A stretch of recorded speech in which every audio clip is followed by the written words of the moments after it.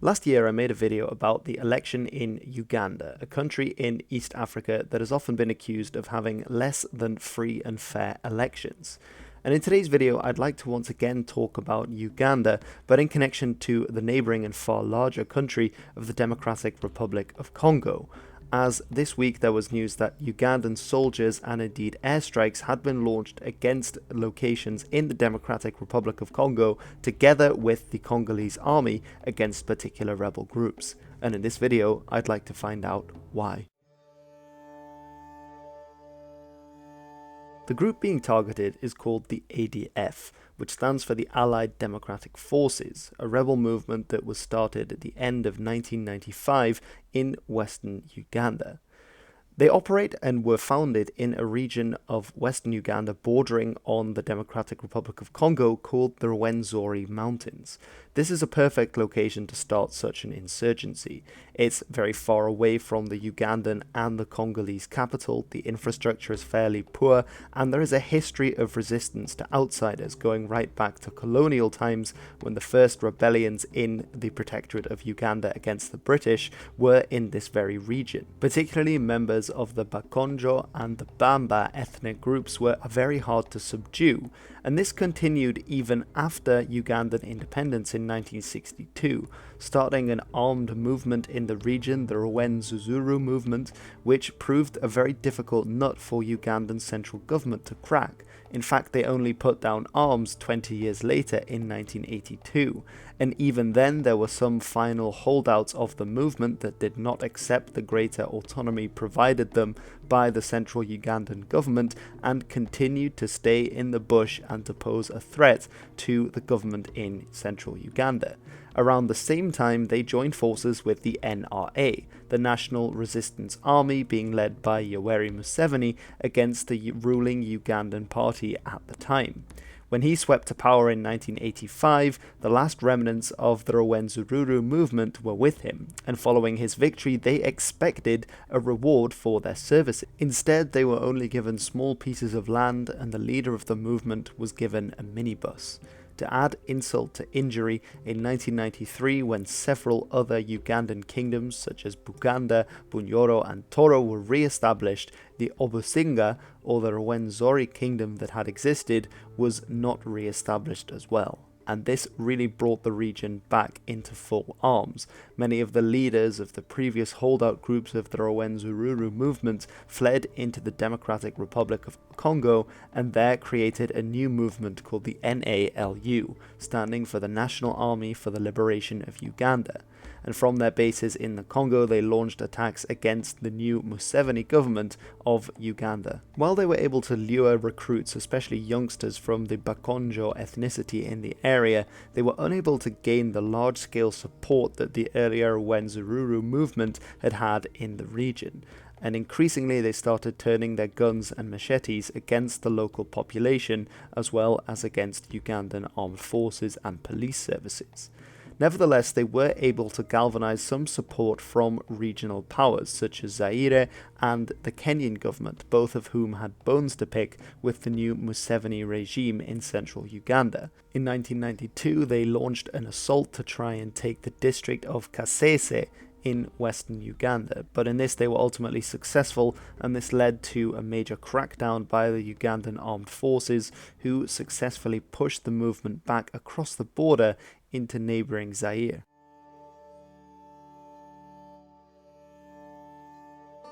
Around 14% of Uganda's population are Muslims, and after the fall of Idi Amin in 1979, they faced increasing persecution from the Ugandan regime. Many of them turned to a sect of Salafi Islam called Tablighism, and this during the 1980s after attracting a large following in especially the Islamic youth who became more radicalized because of the persecution that they were facing, became an important political pressure group within Uganda. The group was supplied with resources and funding from the Sudanese embassy in the Ugandan capital Kampala, Sudan at the time being the nearest majority Muslim country whereas Uganda was predominantly Christian. When in 1989 the Supreme Court of Uganda ruled in favour of a different Muslim group to the Tabligis, they saw this as being clear indication that the Ugandan government was meddling with internal Muslim affairs, and the first calls for the creation of an Islamic State went up. Things reached a boiling point when there was a dispute between the Tabligi sect and this other Muslim organisation in Uganda that had won the Supreme Court case over the leadership of a mosque in Kampala, and the violence started between these two groups, leading to the arrest of several high members of the Tabligi group. In 1993, when these were released from prison, they decided to travel to the mountainous region of western Uganda, and from there they announced the leadership of Jamilu Mukulu as their new leader. And in 1994 they decided to create training camps and create a new movement called the UFFM,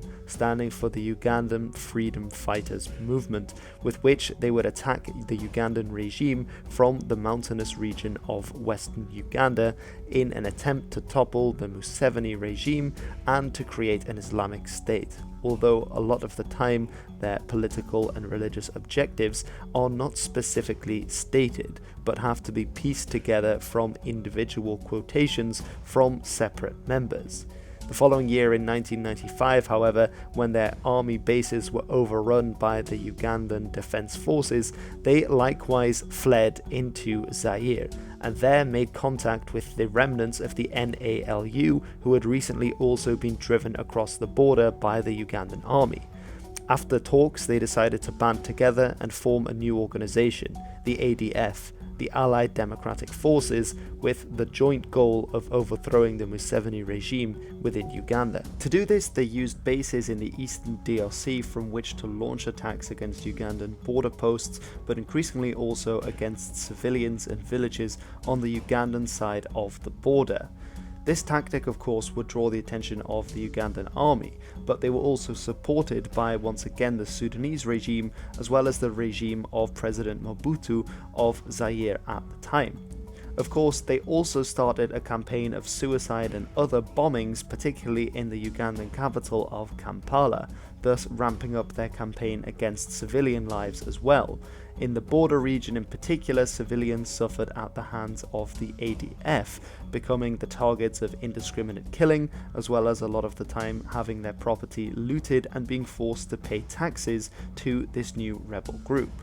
Far more sadistically, the group also targeted schools and students, often committing massacres of students as well as in some cases burning them alive. In 1999, this of course caught the attention of the Ugandan army, and there was a grand offensive against the ADF in the Congolese border region, which resulted in them being pushed out and almost wiped out completely as their numbers dwindled in the face of this grand offensive against them.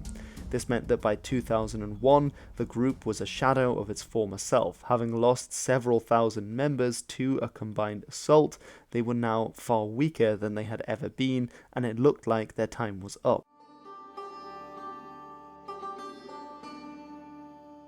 In 2003, the Ugandan army left the border region with the DRC, having stated that its mission of significantly weakening the ADF was complete. However, the ADF clung on, and they decided to stick on their side of the DRC border and started to recruit largely Congolese youngsters into their ranks to continue and to replenish their number following the Ugandan assaults. In 2005, it was clear that action was needed, and the Ugandan government offered a peace agreement with those rebels that would come forward, surrender their arms to be reintegrated into society. However, only 50 such rebels came forward, and most of them turned out to be Congolese. This in itself is interesting, as it shows a shift in the movement, which beforehand had been largely Ugandans who had then gone into the Democratic Republic of Congo, from which to launch attacks against Uganda. But now it seemed that most of the foot soldiers of the group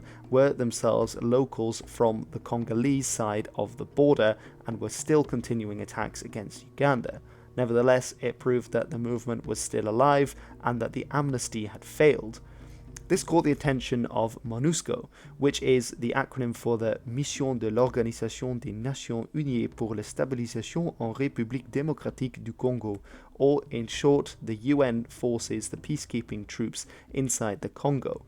as they, together with the Congolese army, launched an offensive against the ADF, which succeeded in killing over 90 of the rebels and forced the remaining ADF camps to go deeper into the bush.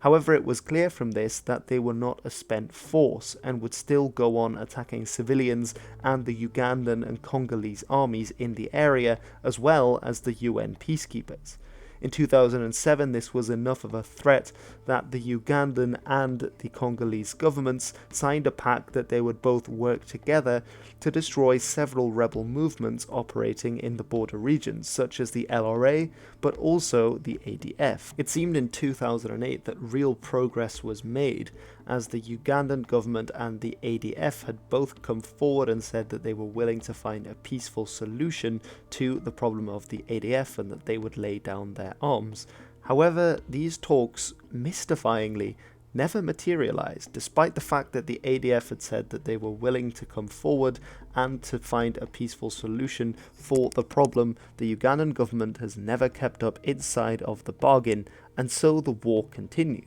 Instead, in 2010, the group faced another huge attack, this time from the Congolese military, which drove them further into the bush, but actually ended up igniting more hatred within the ADF, who sought to counterattack swiftly, targeting not only the Congolese army, something that they hadn't really done as often before, but also the local civilian population, against whom they turned and became far more savage than they had been before. The ADF were also able during this time to recapture much of the territory that they had lost as a result of the UN and Congolese army attacks.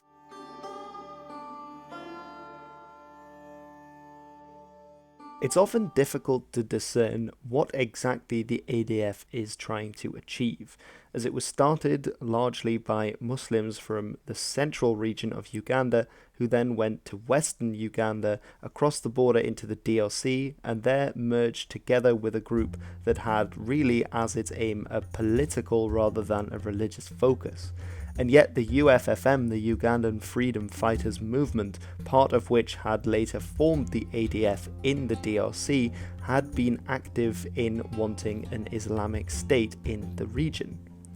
One former ADF member, however, said that this was a largely political move, and said that the agenda of the ADF was purely political. The religious aspect came later as a way to get support and recruits. The ADF adapted the grievances of Islam in order to appeal to these people. Many of the young recruits also happened to be Muslim, so the number of Muslims in ADF grew. Islam was a ticket, so the leaders disguised their political motives in religion.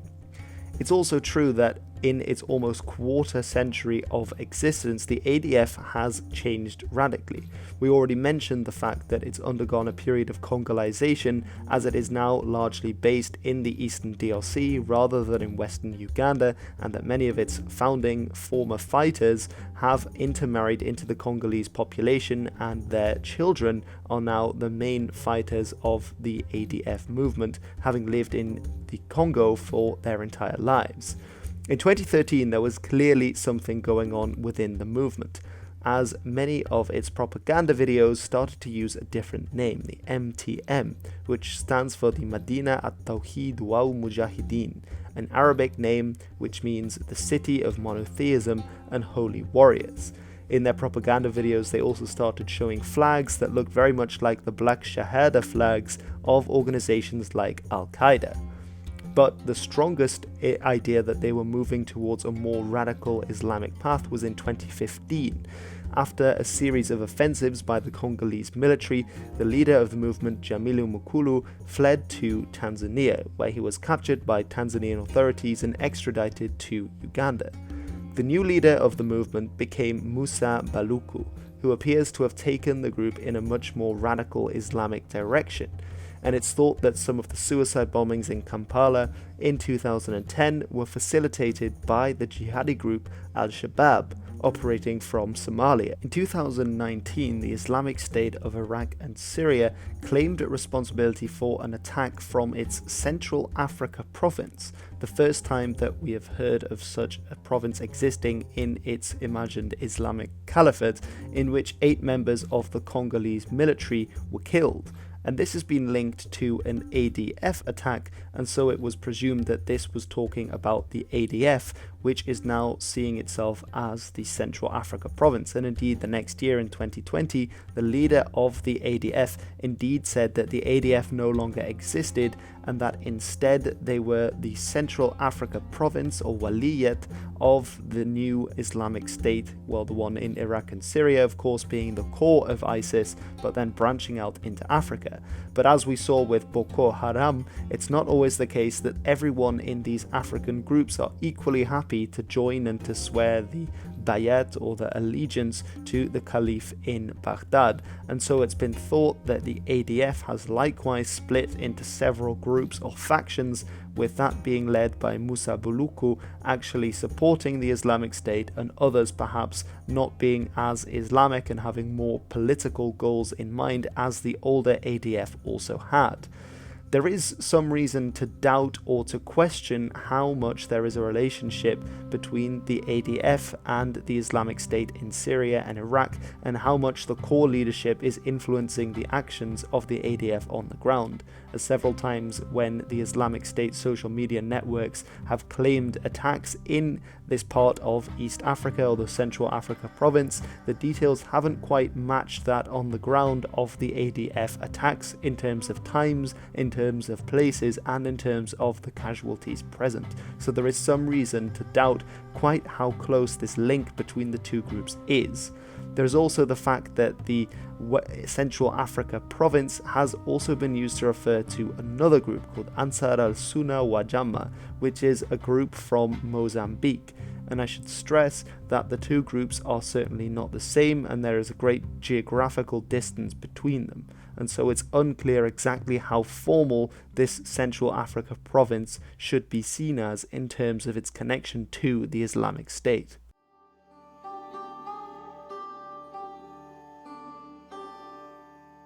The Ugandan government has been keen to emphasize this recent link between the Islamic State and the ADF, and in the past already in the early 2000s highlighted links which it claimed existed between Al-Qaeda and other groups like Al-Shabaab and the ADF, even if evidence for these has frequently been sought by independent bodies and has come up with very little in terms of solid evidence that they are indeed working together or are proxies of the other.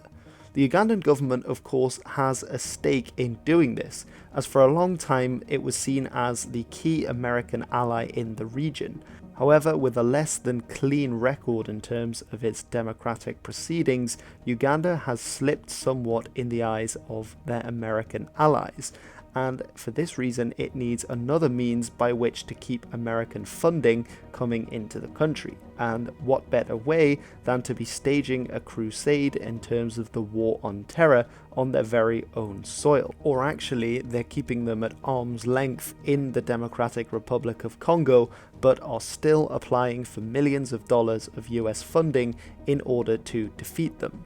There is also the fact that it provides a perfect excuse for Ugandan troops to enter the Democratic Republic of Congo, which they have done in the past. For example, in 1996, during the First Congo Civil War, the Ugandan government was a key ally of the rebel movement that came to power there. However, in 1998, when the Second Congo Civil War broke out, Uganda ended up backing what was seen by many as the losing side, and ended up fighting against several of its other neighbours, such as Rwanda.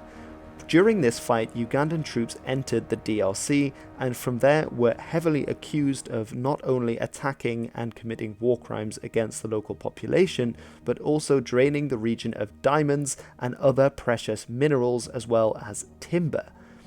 What's more, in 2005, it was found by an international court that the government of Uganda should owe the Congolese government around $13 billion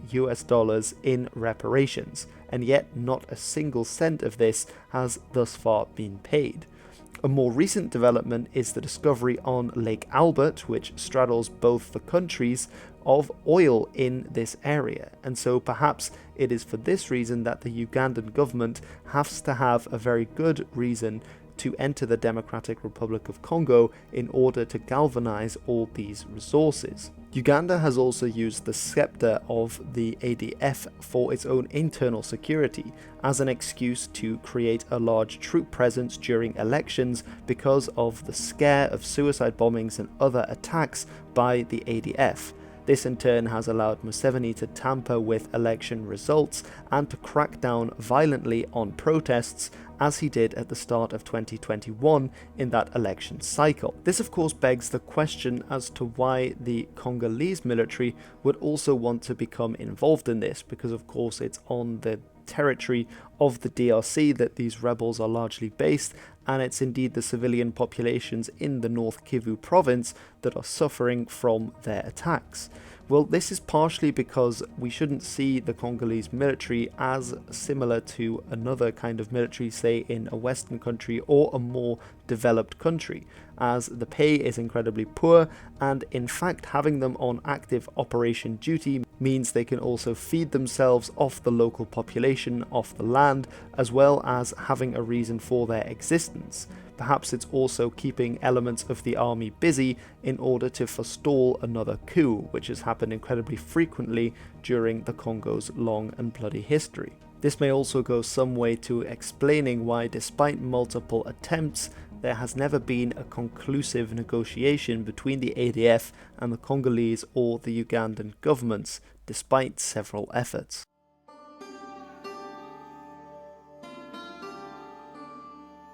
In conclusion then, it seems that this round of violence in 2021 follows a long cycle of different attacks made by Uganda and by the Congolese against the ADF in the border region. It does appear that this offensive looks to be a lot larger than offensives in previous years, in retaliation for the suicide bombings that took place in Kampala earlier this year. The fact that both Ugandan and Congolese troops are mounting an operation together does suggest that they do mean business, although things like this have occurred in the past, and while they have certainly weakened the ADF, they have never actually truly disappeared from the border region, something which can be incredibly difficult to do, nigh impossible with the kind of militaries that the Congo and Uganda are supplying and the kind of vast and hard to pass through terrain that they are trying to fight the rebels in.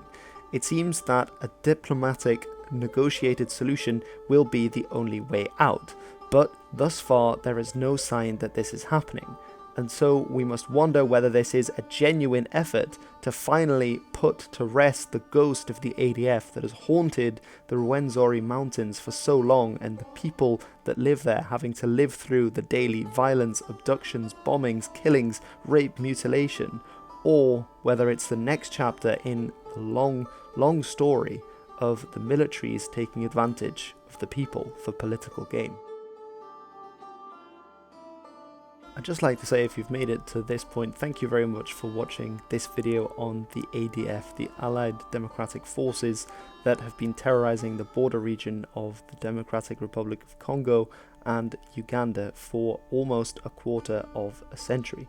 Let me know in the comments below if you found this interesting and if you like this style of video where I take a more in-depth look at some of the modern occurrences that are happening and the history behind them. I think it's an incredibly complex situation with the ADF, as during my research I found that there were around 45 different groups, political, military groups, militias of this type active just in the North Kivu province of the DRC itself. So it's incredibly difficult, and I think it's important to bear just how complex this is in mind when we read some of the more simplistic news articles that have been doing the rounds about this. Anyway, let me know if you like this in the comments below, and in the meantime, I have been Hilbert, and this has been The History.